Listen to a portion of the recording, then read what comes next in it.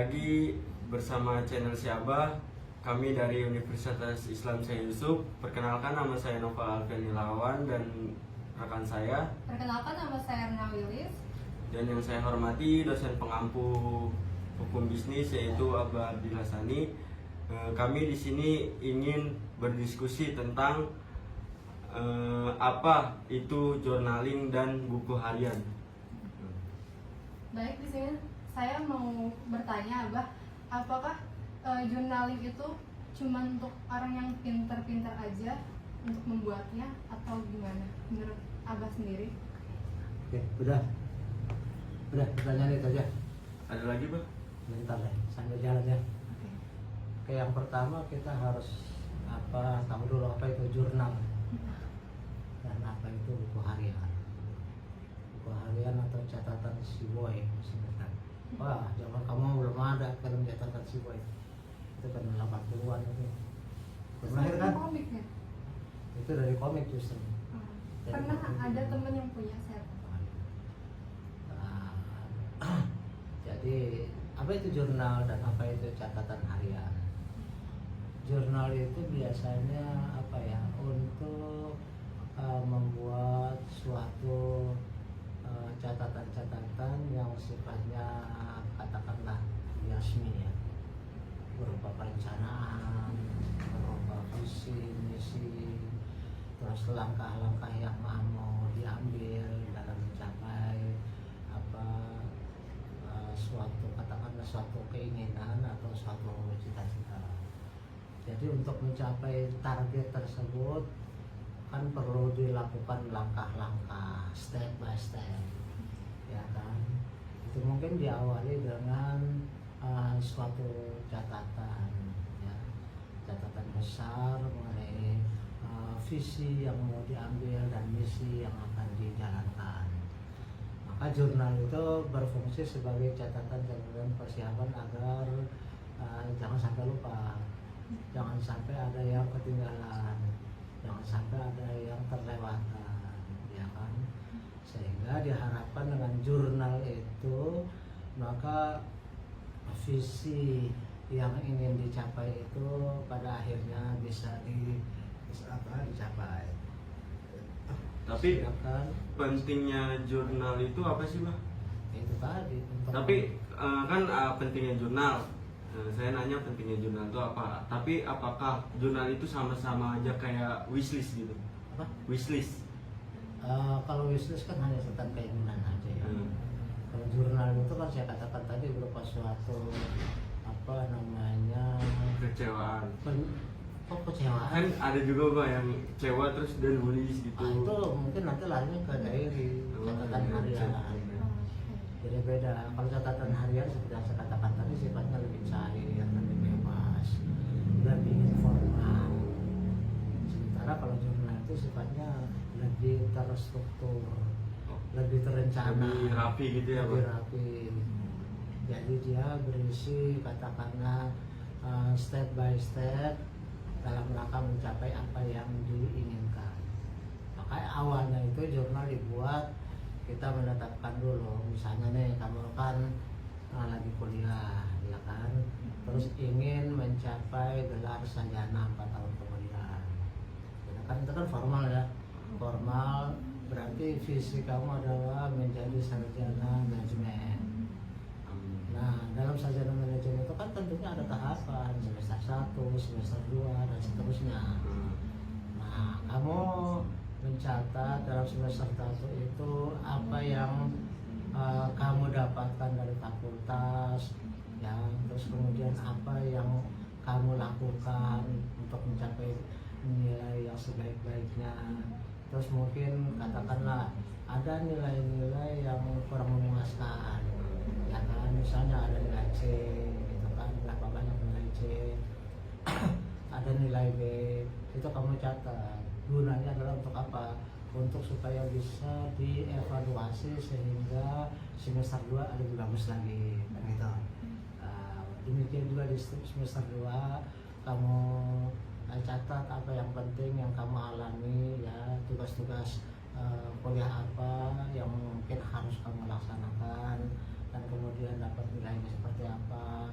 Mungkin juga kamu di sana nanti menemukan dosen yang kurang kooperatif, atau dosen yang pelit nilai, atau dosen yang galak dan sebagainya. Itu biasanya semuanya dicatat dalam rangka supaya kita step by step makin mendekati nilai yang tinggi, sehingga apa yang kamu canangkan dari awal menjadi sarjana manajemen itu bisa tercapai dengan baik. Itu jurnal. Nah, ya kan? Jadi kaitannya itu dengan hal-hal yang mungkin sifatnya lebih formal kalau jurnal. Karena kalau kita lihat sendiri jurnal ilmiah kan pasti berupa kumpulan karya tulis yang sifatnya formal, karya tulis ilmiah, ya kan gitu kan. Dia berupa catatan juga, catatan dari seorang penulis si A, si B, si D gitu, dalam rangka mencapai apa yang diharapkan oleh jurnal, yaitu menjadi media pemberdayaan dosen atau para penulis supaya bisa mencapai hasil karya tulis yang baik, yang bagus gitu, sesuai dengan visi dan misi jurnal itu. Sebab setiap jurnal itu kan beda-beda. Ada jurnal ilmiah di bidang hukum, ada jurnal ilmiah di bidang manajemen, jurnal akuntansi, ya kan, jurnal sosial di politik dan sebagainya.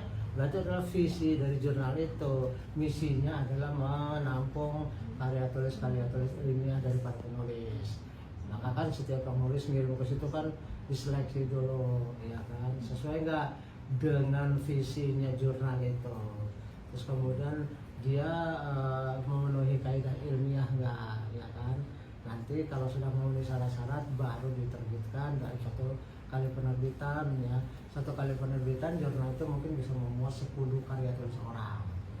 Tapi semuanya itu tetap mengarah pada satu tujuan, yaitu tujuan dari diterbitkannya jurnal itu sebagai media penulisan untuk mencapai katakanlah sharing information about the science, about the knowledge dan sebagainya gitu lah. Ya kan?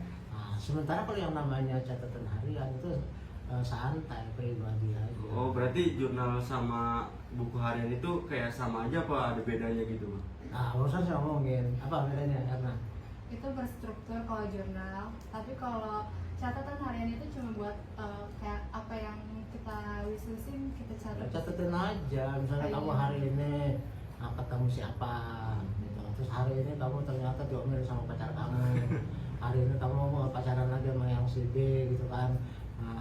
Hari berikutnya kamu putus lagi sama yang satu, dapat lagi yang kedua.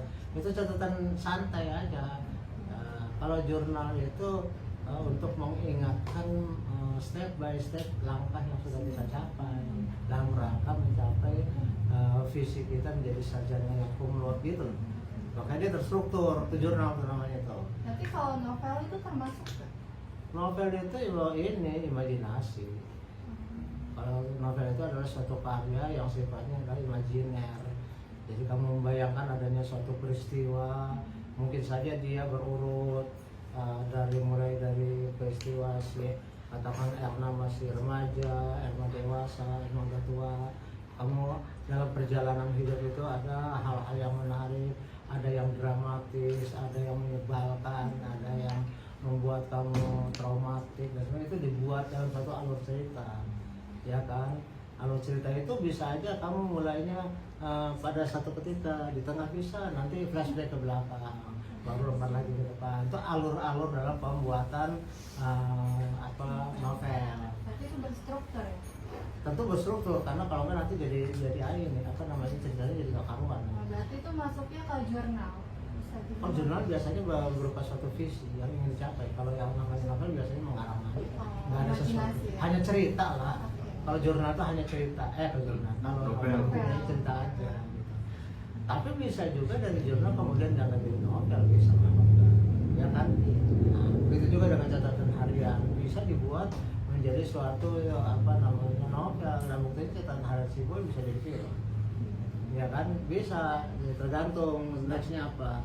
Sementara kalau yang namanya cerpen tentu sesuai dengan namanya cerita pendek, itu hanya penggalan satu peristiwa saja. Kalau novel itu biasanya agak panjang gitu.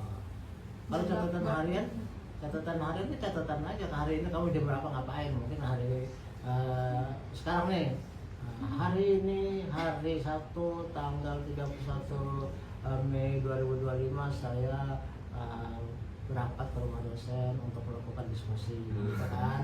Itu juga masuk ke catatan harian. Terus kemudian nanti sampai rumah hari ini masih hari yang sama 31 Mei, tapi sepulang dari rumah dosen saya langsung melakukan editing videonya. Itu catatan harian. Besokannya saya kemudian melakukan diskusi dengan teman satu tim untuk memperbaiki video, mengedit video. Nah, itu artinya satu catatan ringan-ringan aja mengenai aktivitas kamu gitu. Jadi dia nggak boleh dikatakan catatan harian tidak punya visi, tidak punya suatu goals tertentu yang ingin dicapai dalam waktu tertentu gitu. Oke. Terus ada lagi? Manfaatnya journaling buat diri sendiri itu penting banget nggak, Bang? Menurut kamu gimana? Kalau menurut saya Dilihat dari penting. penjelasan saya tadi. Penting. Karena untuk kayak untuk kesehatan mental, untuk biar nggak overthinking, terus juga biar bisa pengalaman sharing-sharing ke jurnal itu. Apa maksudnya jurnal untuk menghindari overthinking? Ayo. Overthinking. Kayak dia mungkin kayak kurang percaya diri bahas sama diri dia. Dalam rangka kayak dia mau nyoba, cuman kayak dia ragu gitu. Kayak dia mau buka usaha nih, buka bisnis. Dia udah ada modalnya gitu. Cuman dia kayak ntar laku nggak ya, kayak gitu. Oke, kita fokusin bahwa jurnal kita dalam rangka mencapai gelar magister sarjana ekonomi, sarjana manajemen dengan cum laude yang sana kemari. Coba kita fokusin di situ. Berarti overthinking maksudnya apa di situ? Overthinking maksudnya? Overthinking dalam rangka mencapai tujuan jadi sarjana yang baik. Ayo. Jangan sana kemari. Tadi kan kita bilangnya tentang bagaimana menjadi sarjana manajemen dengan nilai cum laude, kan gitu kan? Berarti di dalamnya kan ada mungkin kamu overthinking yang membuat kamu menjadi kurang pede, membuat kamu jadi putus asa, yang membuat kamu menjadi sedih. Overthinking yang bagaimana tuh? Kenapa gitu? Bisa kita bisa cerita ke buku catatan harian kita. Enggak, sekarang kita bilang jurnal dulu satu-satu. Ke jurnal. Kayak kita nyatet mau jurnal kayak apa sih namanya itu loh? Apa sih? Apa loh? Pencapaian gitu, Bang. Kayak ini beneran kecapai kayak gitu. Kayak kita catat di jurnal dulu apa ini udah masuk ke kriteria yang kita harapin apa enggaknya. Ya, bisa di dalam jurnal itu bisa kita catat bahwa pada hari ini ternyata overthinking. Saya menduga bahwa dosen saya Dilasani itu membuat diskusi dalam rangka mencapai kepentingan pribadi dia karena dia pengen dapat AdSense dari YouTube. Itu overthinking tuh. Ya kan, overthinking yang terkait dengan studi kamu, seolah-olah kamu datang ke sini saya peralat dalam rangka saya mendapatkan AdSense dari YouTube. Kan begitu dugaannya kan? Ya kan, dugaan sementara orang seperti itu, seolah-olah dia merasa bahwa dalam rangka pasangan ini dapat bayaran dari YouTube, kita diperalat suruh datang jauh-jauh, suruh diskusi, suruh share lagi dan sebagainya. Itu overthinking yang membuat akhirnya kamu merasa kesal sama saya. Akhirnya kamu tidak tertahan lagi, ngomonglah sama kamu kan begitu jalan ceritanya apa yang saya alami. Ya kan, karena kamu merasa overthinking dengan apa yang saya lakukan kan gitu kan, dengan apa yang terpaksa kamu jalani. Padahal kan seperti saya sebutkan bahwa diskusi ini adalah dalam rangka untuk menambah kamu berani bicara, public speaking, berani berdiskusi, berani berdebat. Kenapa? Karena di dalam kelas realitasnya kamu tuh nggak pernah ada yang nanya. Realitasnya kamu itu literasinya minim, jarang baca buku. Saya buktiin, kamu ada berapa mata kuliah yang kamu lewati? Mata kuliah yang udah kamu dapatkan selama semester 1-2 berapa? Berapa mata kuliah? Yang udah jalan 1 dan 2. Semester 1 berapa mata kuliah? Ada 20. Semester 2 berapa? 21 SKS. Bukan SKS-nya, ininya mata kuliahnya. 7. 7. Di mana? 1 atau 2? Kok bingung sih dari itu? Semester 1 berapa mata kuliah? Berapa sih? 6 ya? Tuh. Oh, 8. Tuh. Terus semester 2 Semester 2, 9. berarti Yang udah saya pahamin banget. artinya yang udah kamu dapatkan sampai sekarang 17 kan? 17. Ada berapa buku yang kamu punya? 8 kamu? Saya 7 Bang. 7. Seimbang nggak dengan jumlah mata kuliah kamu? Tidak Bang. Enggak. Benar nggak bahwa kamu tuh minim literasi? Iya. Mata kuliah itu kan seenggaknya 1 buku, ya kan? Iya. Setidak-tidaknya kan 1 buku untuk 1 mata kuliah. Iya. Tapi nyatanya apa jumlah mata kuliahnya ada 17, kamu cuma punya separuhnya. Artinya separuh lagi kamu nggak punya bukunya, ya kan? Ada lagi kamu cuma 7, berarti separuh kurang kamu nggak punya bukunya. Itu bukti bahwa mahasiswa itu literasi, minim literasi. Itu yang membuat kamu menjadi nggak pede ketika ada diskusi. Jangankan untuk memahami materi, kamu untuk opening aja bingung. Untuk opening closing aja seringkali deg-degan mau opening doang, apalagi sudah jadi pembicara. Makanya saya paksa kamu dalam diskusi untuk bertukar pikiran, mengeluarkan pendapat, berdebat, berdiskusi. Itulah yang saya inginkan. Tujuannya untuk apa? Ya supaya untuk kamu kan. Nah itu makanya asal kamu tahu, mohon maaf sangat, saya itu sampai nggak istirahat. Kamis, Jumat, Sabtu, Minggu, 4 hari libur, 4 hari saya melayani kamu. Kamis ada, Jumat ada, Sabtu ada, Minggu ada, Sabtu depan ada, Minggu depan ada, Jumatnya mungkin nggak karena lebaran, ya. Nah, Sabtu, Minggu, Senin, kan saya kerja terus, berarti saya mengorbankan waktu istirahat saya untuk membina kamu, gitu loh. Kok malah saya disalahin katanya saya melakukan tindakan yang tidak ada kaitannya dengan kuliah dan kemudian demi kepentingan pribadi. Kepentingan pribadi apa? Apa kepentingan pribadi saya? Kepentingan pribadi saya tentunya ada, yaitu apa? Untuk membuat kamu jadi makin pintar, ya kan? Iya. Ya, seperti itu, Menambah supaya kamu relasi juga. menambah wawasan, menambah keberanian, ya kan? Berani berargumentasi, berani berdebat, bisa mencari problem solving, sehingga kamu nantinya pede untuk ngomong, pede untuk public speaking, kan itu tujuannya. Jadi kalaupun misalnya kemudian dikatakan pasannya dapat keuntungan, lah kamu nggak dapat keuntungan. Keuntungannya ada ilmu kamu nambah kan? Iya. Iya kan. Kemudian kan saya juga kan dalam video kamu kan ada ini ada logo alma mater. Berarti kan saya ikut mempromosikan kan? Iya. Iya kan? Semester yang lalu kan saya minta untuk apa semua di semester 1 lah, kamu semester 1 belum ketemu saya. Semester 1 itu saya minta untuk 1 orang menyebarkan sekian. Maksudnya apa? Supaya PMB makin meningkat. Tapi itu PMB penerimaan mahasiswa baru, ya kan? Jadi membantu promosi, ya kan? Kok malah saya disalahin, saya jadi bingung. Terus terang aja, apalagi kemudian saya sempat diberhentikan, nggak boleh ngajar lagi. Ini kenapa sih? Saya bingung. Istilah kasarnya emang saya salah apa? Kok saya malah membantu UNIS, membantu anak-anak supaya makin pintar. Saya mengorbankan, saya punya istirahat 1 minggu, ya kan? Dan saya juga nggak dapat apa-apa dari YouTube. Kan sudah dijelaskan bahwa saya itu masih jauh dapat AdSense. Kalaupun saya dapat AdSense memang salah. Toh anak-anak juga mendapatkan ilmu tuh. Iya kan? Sebenarnya kita itu simbiosis mutualistik kan. Saya dapat, UNIS dapat promosi, kamu dapat ilmu juga. Ya kan, tapi kenyataannya kan cuma kamu dan UNIS yang dapat, saya enggak. Saya nggak dapat apa-apa. Yang jelas saya malah berkorban waktu. Nah gitu, jadi kita harus menempatkan posisi kita yang sebaik-baiknya. Jadi kembali lagi ke pembicaraan semula, bahwa jurnal itu sifatnya adalah ketika kita punya visi, maka kita evaluasi. Oh semester ini saya begini, berarti semester depan saya harus begitu, ya kan? Oh semester ini saya nilainya ternyata udah bagus, berarti semester depan harus saya pertahankan dan harus saya tingkatkan. Kalau tadinya masih ada B, saya berharap nanti gak ada B.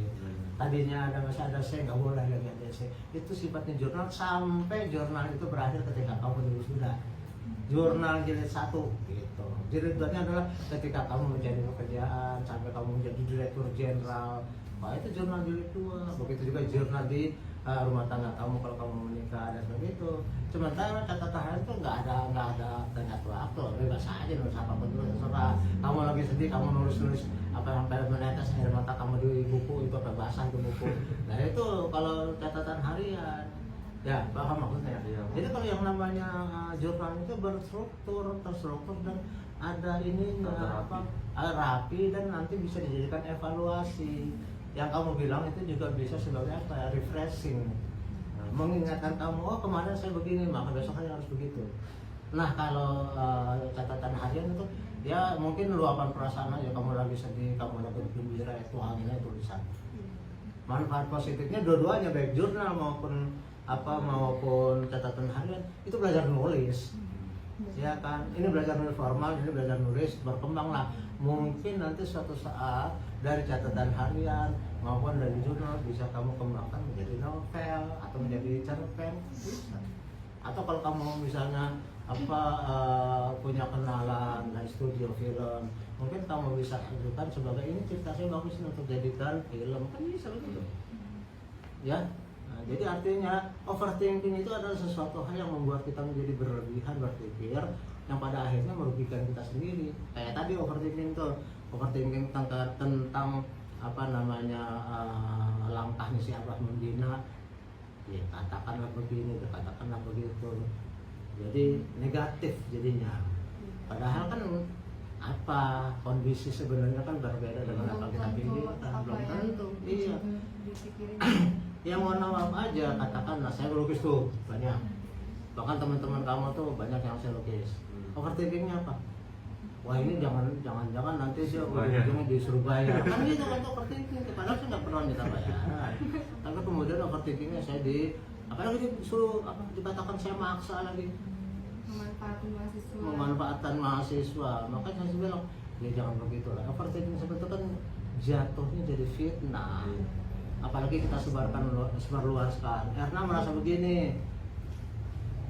Kalau ada satu pikiran, kalau misalnya kamu tuangkan dalam bentuk jurnal ataupun dalam bentuk catatan harian, mungkin positif. Kenapa? Meluapkan perasaan hanya di tulisan. Tapi kalau kamu meluapkan perasaan cerita sama teman, begini, akhirnya sampaikan ke orang, kan jadi fitnah jatuhnya kan. Ya kan akhirnya menjadi mencemarkan nama baik orang seperti itu kan. Ya saya yang nggak kenapa-napa kok itu yang enggak, misalnya begitu Pak.